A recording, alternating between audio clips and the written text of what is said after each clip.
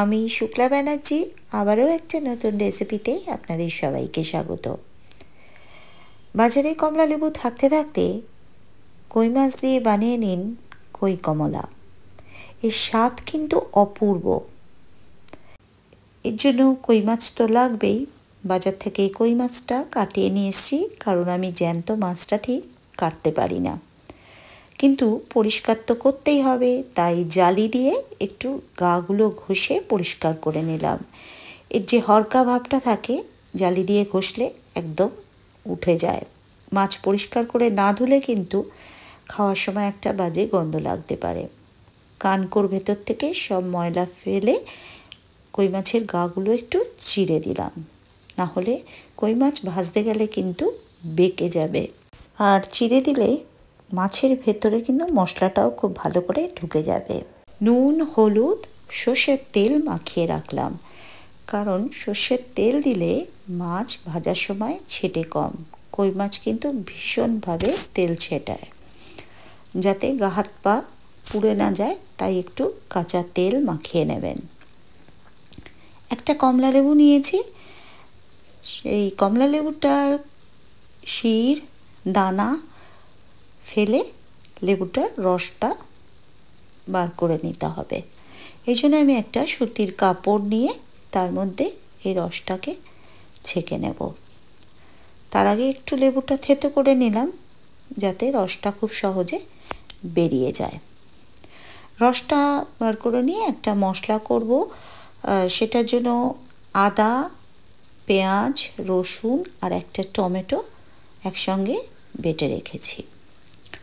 গোছগাছ তো হয়েই গেল। এবার চলুন যাই রান্নায়।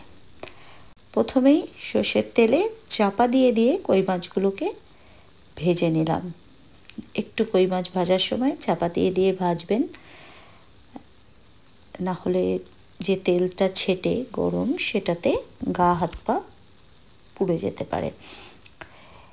মাছ এপিট ওপিট করে ভালো করে ভেজে নিলাম।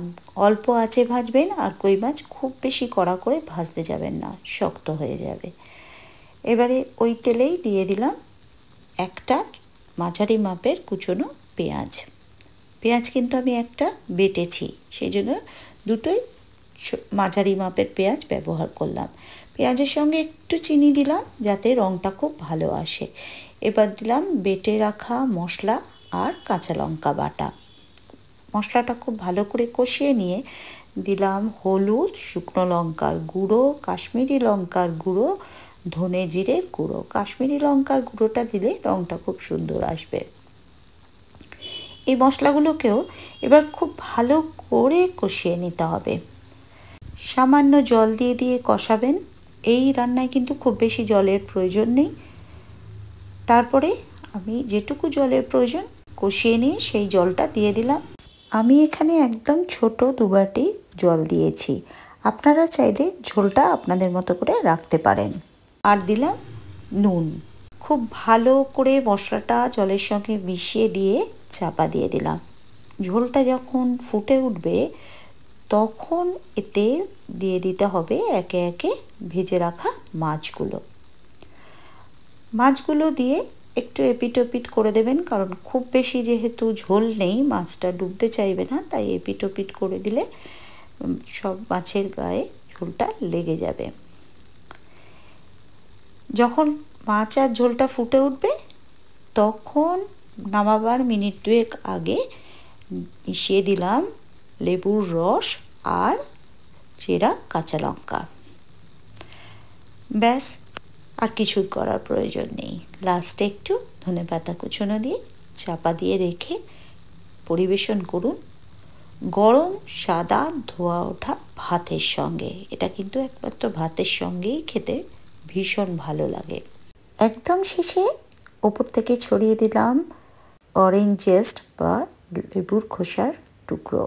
এতে কমলার গন্ধটা অনেক বেশি পাওয়া যাবে।